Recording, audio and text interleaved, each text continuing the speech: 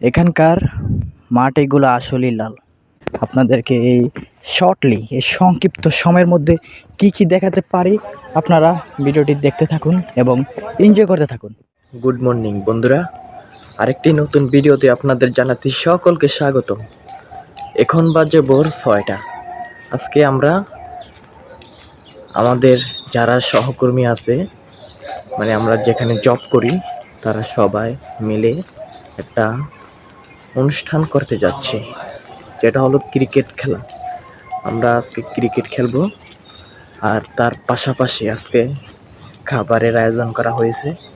তো আমি এখন যাচ্ছি আমার সেই সহকর্মী যারা আমার জন্য ওয়েট করতেছে, তাদের সাথে এখন দেখা করব। তো দেখা করে আমরা সবাই একসাথে চলে যাব খেলার মাঠে বল খেলতে, তাও আবার ঢাকা। ওকে, ভিডিওটি খুব ইন্টারেস্টিং হতে চলেছে, আপনারা ভিডিওটি কন্টিনিউ দেখতে থাকুন। So no late, now let's start. বন্ধুরা, চলে আসলাম যেখানে মিলিত হওয়ার কথা সেখানে। এখনো দেখছি অনেকে আসেনি, তো কি আর করার, কিছুক্ষণ সময় অপেক্ষা করে এখন আমরা গাড়িতে যাচ্ছি খেলার মাঠে। পার পার্সন 20 টাকা পে করে চলে এসেছি মাঠে। বন্ধুরা, জানিয়ে রাখি আমরা এখানে দুটো টিম খেলবো। যদিও আমাদের প্রতিপক্ষ দল মাঠে অনেক আগে চলে এসেছে, আমাদের টিমের সদস্যরা জাস্ট টাইমে উপস্থিত হতে পারেনি, সেজন্য বিলম্ব হয়েছে। তালিকায় যেহেতু আমার নাম অন্তর্ভুক্ত রয়েছে, সেজন্য দৃশ্য ধারণ সংকটে পড়তে পারে। তারপরেও আমি যতটুকু পারবো আপনাদেরকে দেখানোর চেষ্টা করব।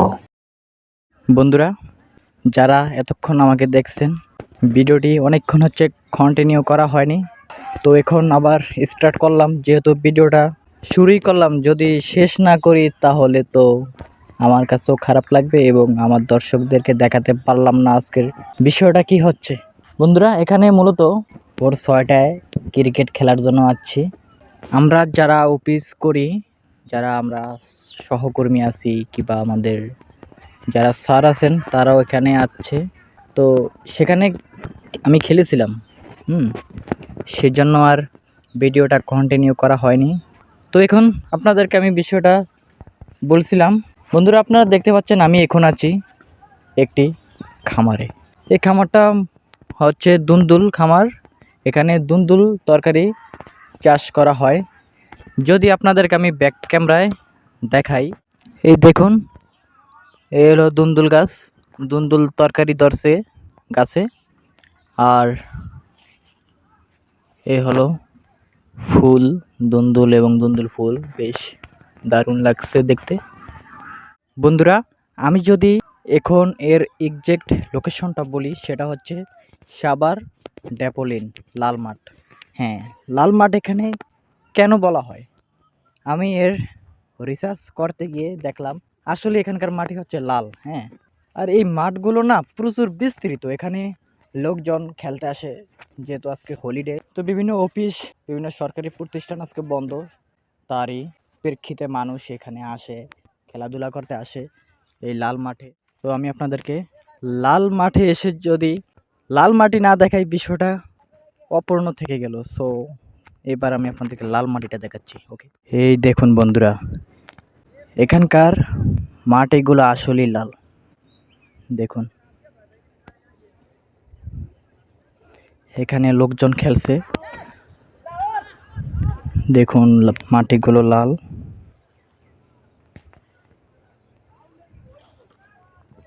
সূর্যের খুব উত্তাপ ছড়াচ্ছে, মনে হচ্ছে আমি এখন পাহাড়ে অবস্থান করছি।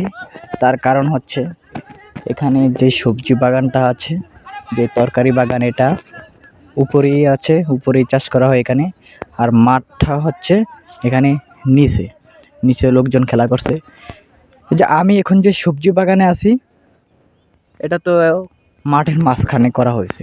এর চারপাশে মাঠ, এখানে বিভিন্ন গ্রুপে বিভিন্ন জায়গা থেকে লোকজন আসে খেলা করতে, কেউ ফুটবল, আবার কেউ ক্রিকেট। তো সব মিলে চলছে এক জাঁকজমকপূর্ণ আমোদ প্রমো। আমি এখন সামনে যাচ্ছি, আপনাদেরকে এই সংক্ষিপ্ত সময়ের মধ্যে কি দেখাতে পারি, আপনারা ভিডিওটি দেখতে থাকুন এবং এনজয় করতে থাকুন। দেখুন খামারের ভিতরে পরিবেশটা কত সুন্দর, কত নান্দনিক। তো আমাকে এখন কল দেওয়া হচ্ছে, আমি তাদেরকে থেকে অনেক দূরে চলে যাচ্ছে। মেবি তাদের খেলা এখন শেষ, তো তারা এখন চলে যাবে আর আমাকে কল দেওয়া হচ্ছে। আমি এখন এখান থেকে ব্যাক করব আর আপনাদেরকে ভিডিওটা আমি কমপ্লিট করে সাজিয়ে গুছিয়ে আপনাদের মাঝে প্রেজেন্ট করব। দেখতে থাকুন। ভিডিওর প্রথমেই বলেছিলাম খাবারের আয়োজন করা হয়েছে। যেহেতু 6টা বাজে রওনা দিয়েছি, তখন ব্রেকফাস্ট করার সুযোগ হয়নি, তাড়াহুড়া করে চলে এসেছি। তো আমাদের প্ল্যানিং অনুযায়ী খিচুড়ি রান্না করা হয়েছে। যদিও লো বাজেট ছিল, তারপরেও ওভারঅল নট ব্যাড। মোটা চাল, সাথে মুরগি এবং ডালের মিশেলে স্বাদে পরিপূর্ণ এই খিচুড়ি। বন্ধুরা, এখানে একটি ইনফরমেশন জানিয়ে রাখি, আমাদের বিজয়ী দলের প্রাইজ মানি ছিল 1500 টাকা। তো আমরা এই খেলায় হেরেছি, বাট হারার পরাজিত মনে হয়নি, কারণ খেলায় হার জিত থাকবেই। তো বন্ধুরা, আমি খাবারটা আগে খেয়ে নিলাম আর আমাদের টিমের সদস্যরা কিছুক্ষণ পরে খাবে। এই ভিডিওর দৃশ্য ধারণ নিয়ে আপনারা অস্বস্তি ফিল করতে পারেন, বাট আমি দুঃখ প্রকাশ করতেছি যে কোনো এক কারণে কোয়ালিটিফুল দৃশ্য ধারণ করতে পারিনি, যদিও আমার নিজ জায়গা থেকে শতভাগ চেষ্টা করেছি।